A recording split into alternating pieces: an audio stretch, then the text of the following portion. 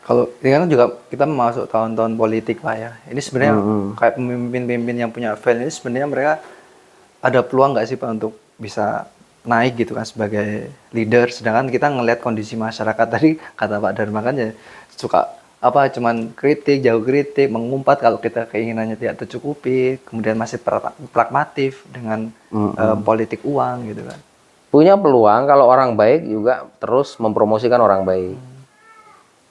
Jadi kalau di uploadan saya sekarang ada Tubaba, saya sering di Insta, di WA saya bangunan-bangunan Tubaba tak produksi, tak upload gitu. Saya menunjukkan bahwa ya Umar Rahmat itu bagus gitu. Layak lah mereka si Umar Rahmat ini. Salah satu pemimpin yang bukan hanya layak ya, bagi saya Lampung butuh Umar Rahmat hari ini. Dan ini bukan hanya promosi untuk karena saya warga Metro ya, nggak tahu dia masih lanjut lagi tuh Baba bisa enggak atau dia gubernur gitu. Yang jelas bagi saya ini mempromosikan orang baik gitu loh. Apakah dia nanti dapat partai? Ya saya nggak tahu. Apakah dia nanti didukung oleh banyak orang? Ya saya nggak tahu gitu. Tapi kalau Anda baik, kalau Anda yakin dengan kebaikan, maka kebaikan akan ketemu kebaikan. Bila perlu saya akan berjuang mempromosikannya melalui payungi gitu kan. Karena beberapa kali kita undang kan dia di diskusi pas 2 tahun lalu di apa namanya madrasah penggerak waktu ya, bulan puasa 2 tahun lalu. Kalau waktu ulang tahun Payuni. Ulang tahun Payuni. Kemudian pas peresmian gedung pesantren 3 kali dia kesini kan. Terus kita sana, kita lihat sana, kunjungan balasan ke sana. Saya melihat ada frekuensi yang sama. Saya lihat ada frekuensi yang sama kita dengan Umar Rahmat. Paling enggak kalau kita punya pemimpin yang mentalnya seperti itu kelak di Lampung ya, kita juga akan dengan senang hati membantu gitu loh. Dalam artian ya orang baik kan banyak gitu. Kabupaten-kabupaten lain ada 15 kabupaten kota. Ini butuh kesadaran kolektif. Kita butuh kecerdasan berkelompok. Iya benar. Sebenarnya kalau misalnya pemimpinnya juga punya pikiran dan gerakan yang bagus juga, sebenarnya masyarakat juga bisa diubah Pak ya untuk budayanya gitu Pak, yang memang budaya-budaya kurang baik. Iya, budaya politik uang saya kira nggak bisa dihindari. Susah dihindari gimana, karena demokrasi mahal hari ini ya. Kita ngelawan susah juga, tapi selalu saja ada upaya inovatif gitu untuk mendukung orang baik. Misal kita bikin kaos, jualan kaos untuk dukung dia. Siapa yang mau beli kaos dia yang dukung untuk donasi. Bikinin buku dia, cerita tentang testimoni tentang apa pikiran dia. Bikin merchandise lain dari gantungan kunci, mungkin topi. Ya, saya kira merchandise Tubaba kan juga banyak. Sama kayak kita payung inilah.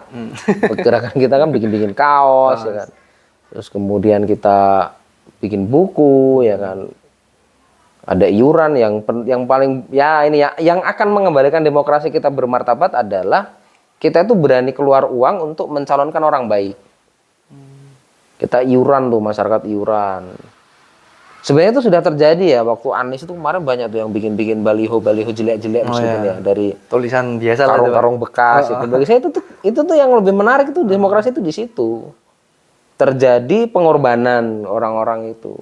Ya meskipun banyak juga boher-boher di belakangnya Anies itu ada ya, kayak kita nggak usah sebut lah, tapi kan kita tahu bahwa mereka maju juga nggak mungkin dengan uang, nggak ada uang gitu. Tapi kita yang memang percaya pada kebaikan itu ya udah nating tulus saja, lakuin sesuatu untuk mereka apa, yang orang tuh biar kenal dia gitu aja lah.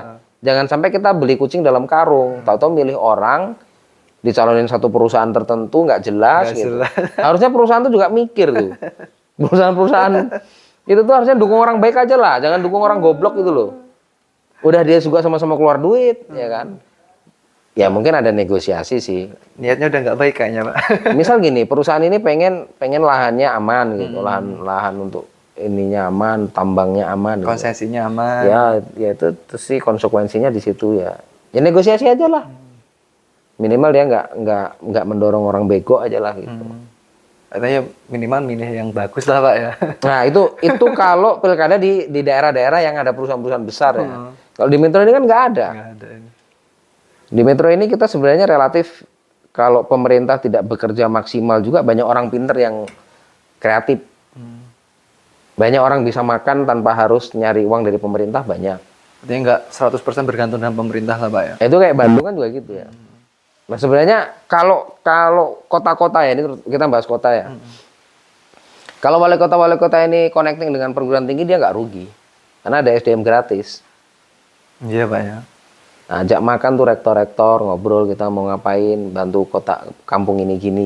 Dan itu nggak perlu pakai uang, pakai manusia. Karena yang akan kita dorong pendidikan, menanamkan nilai pendidikan di tengah masyarakat. Sehingga kedatangan mahasiswa di situ punya kontribusi untuk mengubah cara berpikir masyarakat. Syukur-syukur masyarakatnya mau mahasiswanya mau 3 sama tinggal, sama makan, sama kerja di kampung itu. Inkubasi berarti di situ. Iya, jadi itu juga pembentukan karakter mahasiswa jadi penggerak. Iya, bener. Bukan mahasiswa yang sekedar nyari skor, nyari angka, IPK tinggi, tapi rendah dia kontribusi sosialnya di masyarakat. Dia akhirnya lulus dari perguruan tinggi nggak punya gerakan sosial. Iya benar. Tidak punya portofolio. Jadi orang asing malah. Jadi orang asing, pulang ke desanya dia jadi orang asing, bingung mau ngapain. Dia tidak punya portofolio empowering gitu.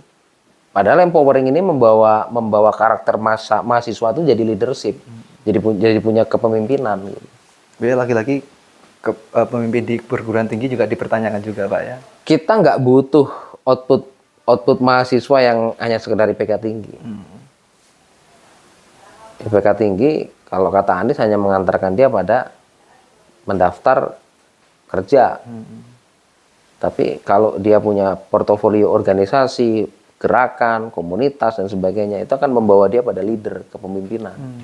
Nah, kita butuh orang pintar yang juga bisa memimpin. Nah, bagaimana istilahnya ruang aktualisasinya? Bagaimana kampus bisa punya laboratorium sosialnya? Kampung kreatif. Iya, kampung kreatif. Bener. Dapat bonusnya juga perguruan tinggi ini. Kalau perguruan tinggi ini bisa membuat suatu kampung jadi tumbuh, jadi portofolio akreditasi. Akreditasi, benar, pemberdayaan. Iya, dia jadi menghasilkan orang-orang hebat karena ditempa di tengah-tengah masyarakat. Tapi ya kadang udah dikasih contoh kayak gitu nggak dieksekusi juga sih. Ya nggak gampang memang. Nggak gampang Pak ya memang Pak ya. Nggak semua orang bisa mengerjakan itu, nggak semua wali kota bisa. Meskipun ada orang-orang pinter-pinter di perguruan tinggi itu, banyak nggak kepake juga kan. Ya kesadaran orang untuk bergerak secara kolektif itu juga ya nggak banyak juga sih Pak. Atau juga terpisah juga sih, ada orang pinter terpisah juga dari realitas sosial. Sosial Pak ya. Ada pengetahuan yang tercerabut dari realitas sosial, sehingga dia bingung, dia membincangkan pengetahuan itu, ingin menyelesaikan persoalan itu apa. Setidaknya dia punya kontribusi peradaban ini dalam jangka pendek, jangka panjang, itu nggak bisa diukur gitu.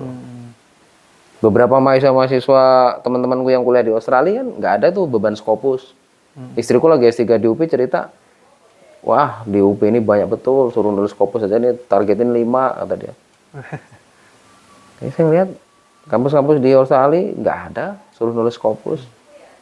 Bahkan ada yang nggak kuliah, langsung riset aja, ngerjain riset beneran, nulis bagus beneran.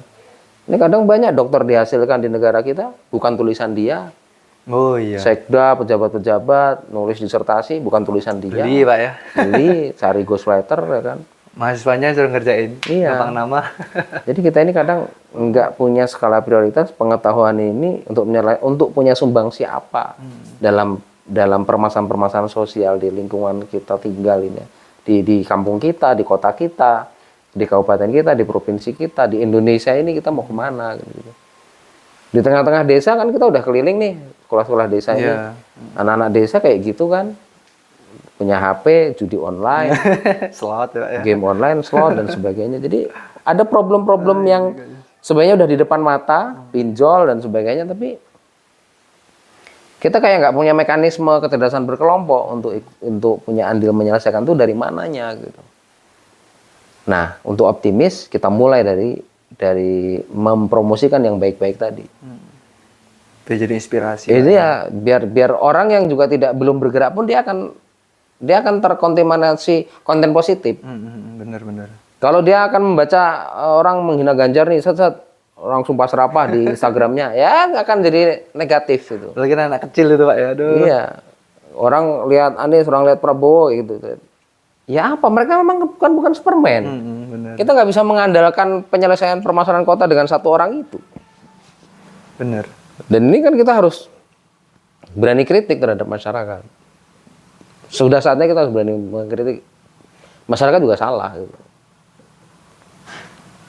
Artinya memang ya sebuah kota itu jadi tanggung jawab masyarakat di kota itu sendiri Pak ya. Iya, kalau nggak hanya sekedar pemerintahnya dulu saja. bahasa Ridwan Kamil kan yang asik, your city, your responsibility.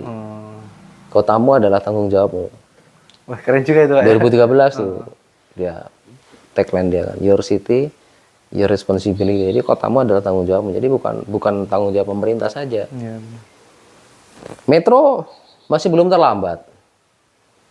Metro itu kota kecil yang asik, yang ramah, yang genetiknya juga kreatif. Saya lihat banyak anak-anak metro di Bandung, di Jogja, di Jawa banyak. Kemudian apakah mereka nanti mau pulang, itu kan berpulang ke hati mereka masing-masing.